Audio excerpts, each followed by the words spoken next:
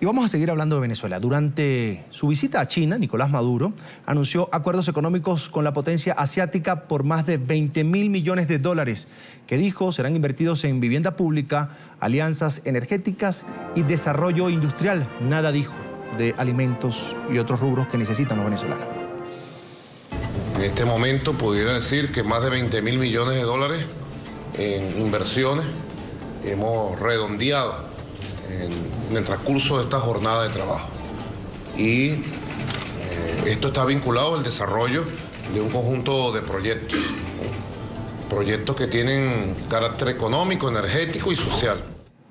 Ahí está el heredero del chavismo, Nicolás Maduro, presidente de Venezuela, hablando de su paso por China. Nada, repito, dijo, de ajustar los productos, de importar o de llevar a Venezuela estrategias para enfrentar la crisis que han denunciado sectores de la oposición. 5:31 minutos de la tarde en Venezuela. Precisamente voy a saludar a Julio Montoya, diputado a la Asamblea Nacional y secretario de Asuntos Internacionales del partido opositor Primero Justicia. Bienvenido a la tarde, fin de semana, diputado. Buenas tardes, un abrazo, que Dios bendiga a toda América Latina. ¿Qué representa, diputado, para Venezuela en momentos de crisis otro endeudamiento con China? Esta vez se habla de más de 20.000 millones de dólares. Bueno, es bueno que quienes nos ven y escuchan sepan que Venezuela tiene un convenio firmado con China que se conoce con el nombre del Fondo Chino. Son entregas de recursos básicamente orientados teóricamente a construcción de obras y a la implementación de servicios a cambio de barriles de petróleo. Eso, Fondo Chino ya ha tenido 4 fondos paralelos, lo cual llega a una cifra hoy de 45.000 millones de dólares que le debemos a los chinos por esos préstamos.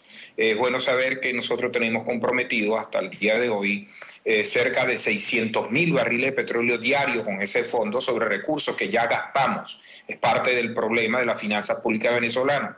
El problema de la finanza pública venezolana no solo es el precio del barril de petróleo, sino cuánto barril de petróleo podemos vender, porque ya tenemos 600.000 que gastamos todos los días y que lo tenemos que entregar hasta el año 2019. Tenemos 700.000 de consumo interno, tenemos 320.000 de Petrocaribe, lo cual nos hace que de nuestra producción petrolera tenemos comprometido 1,5 millones de barriles de petróleo. Es decir, que para nosotros el problema no solo es el precio del barril, sino cuánto petróleo tenemos para vender. Y es bueno que ustedes sepan que el Fondo Chino teóricamente nació para financiar obras de desarrollo. El Plan Ferroviario Nacional, 7 líneas de ferrocarriles que iban a recorrer Venezuela, descontaminaciones de ríos, entre ellos el de Caracas, que se llama Río Guaire, construcción de plantas termoeléctricas, y hasta el día de hoy no se ha inaugurado una sola obra que fue financiada por vía del Fondo Chino, pero ese dinero ya se gastó y ya lo tenemos que pagar con petróleo. Para Venezuela es un peso impresionante este tipo de financiamiento que definitivamente ha servido para enriquecer a una nueva boliburguesía que dirige hoy el gobierno nacional y que definitivamente no ha servido para apalancar el desarrollo venezolano. Pero es bueno también que ustedes sepan que el financiamiento chino es de esta manera. Es decir, si ellos van a financiar con dinero chino un ferrocarril, por ejemplo, el ferrocarril hay que comprárselos a ellos. Toda la línea férrea hay que comprársela a ellos. Todos los insumos que se necesiten hay que comprársela a ellos. Y hay que contratar a personal técnico chino. Es decir, se pagan y se dan el vuelto. Diputado, yo quisiera que me aclarara los números. ¿Son 45.000 millones incluyendo estos 20.000 o hay que sumarle 20.000 millones de dólares más? No, estos serían 20.000 millones adicionales. Ya nosotros debemos 45.000, que insisto, el primer fondo, la primera fase era de 320.000 barriles de petróleo diario, luego pasamos a 450.000 barriles de petróleo y con el último desembolso estamos llegando aproximadamente a 600.000 barriles de petróleo.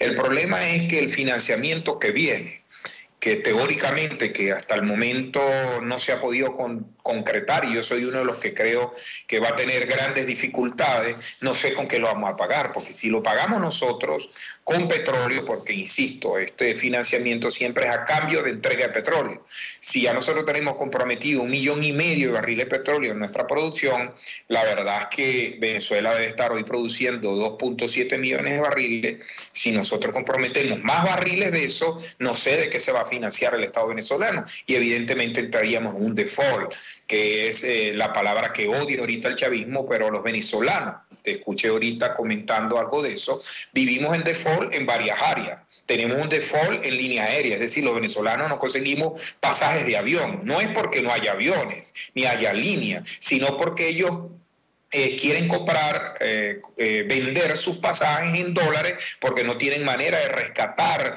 el dinero después que se convierte en bolívar, entonces no conseguimos pasajes. Tenemos default en alimentación porque no hay cómo comprar determinados alimentos. La revolución bolivariana llevó a la economía venezolana de que cada 10 productos que nosotros necesitamos, 8 los compramos en el exterior.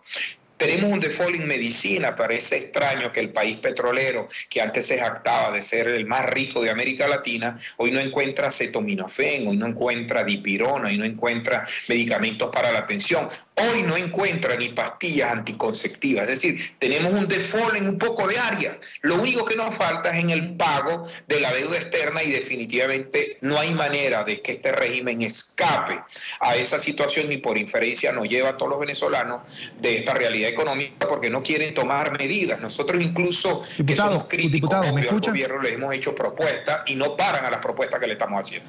Allá iba, a la deuda externa, ¿en cuánto ha crecido? ¿Cuánto deben los venezolanos? ¿Hay posibilidad de que Venezuela, pues, técnicamente caiga en default? Sin duda alguna. A mí no me gusta ser heraldo de malas noticias, ni darle caldo al gobierno para que hable pistoladas de uno. Pero evidentemente, así como he venido anunciando que es imposible controlar la inflación, y así como anuncié que íbamos a entrar en depresión económica, fíjate la barbaridad que posiblemente esté diciendo. Los economistas dicen que cuando en 3 trimestres el PIB baja, un país entra en recesión económica, pero cuando eso es en 4 trimestres, es decir, en un año, el país entra en depresión económica. Pues Venezuela, en los últimos 4 trimestres, decreció el PIB a -4, cuando en el presupuesto de la República se había calculado que íbamos a tener un crecimiento del PIB de 4 puntos positivos, y lo que tenemos es 4 puntos negativos. Es decir, redujimos 8 puntos porcentuales. Estamos técnicamente en depresión económica. Si el gobierno no toma medidas urgentes, como por ejemplo dejar de comprar 5.000 millones de dólares en armas que tiene pautado comprarle a los rusos, disminuir o eliminar los 320.000 barriles diarios de petróleo que entregamos a través de Petrocaribe con 2 años de gracia al 1% de interés a pagar en 20 años, y no disminuye el gasto público, Venezuela no va a poder pagar el servicio a la deuda, porque te lo decía anteriormente, de los 2,8 millones de barriles de petróleo diarios que producimos, porque ni siquiera hemos podido elevar la producción petrolera a los 3, que es nuestra cuota OPE, 3 millones diarios, la tenemos en 2,8, de esos 2,8, 1,5 millones ya están comprometidos, Petrocaribe, Fondo Chino, consumo interno. No tenemos cómo pagar nuestra finanza de una deuda que, aunque ustedes no lo crean, yo soy diputado de la República y soy miembro de la Comisión de Energía y Minas. He sido presidente varias veces de esa comisión. He tratado mucho el tema de las finanzas públicas, pero en este momento no hay manera de determinar cuál es el tamaño de nuestra deuda, porque el Banco Central parece un ministerio más del gobierno y no una organización autónoma como es en Colombia, como es en Bolivia, en cualquier parte del mundo donde la autonomía del Banco Central se establece para vigilar las finanzas públicas. Entonces hoy nuestra deuda siempre estará en la especulación, pero siempre por encima de los 150.000 millones de dólares. Y una PDVSA, que es lo más lamentable, comprometida con más de 60.000 millones de dólares en deuda, que nadie entiende cómo vivimos casi 10 años de precio de barril en $100, por barril y hoy PDVSA tiene cerca de 70.000 millones de dólares de deuda. Diputado, la triste historia de un país rico que no aprovechó esa riqueza, esa bonanza de los últimos años. No leen la Biblia, las vacas gordas y las vacas flacas, se repite desde hace más de 3.000 años. Es Julio Montoya, diputado de la Asamblea Nacional y secretario de Asuntos Internacionales del Partido Primero Justicia. Le agradezco mucho por dedicar estos minutos a la tarde fin de semana en NTN 24. Muchas gracias.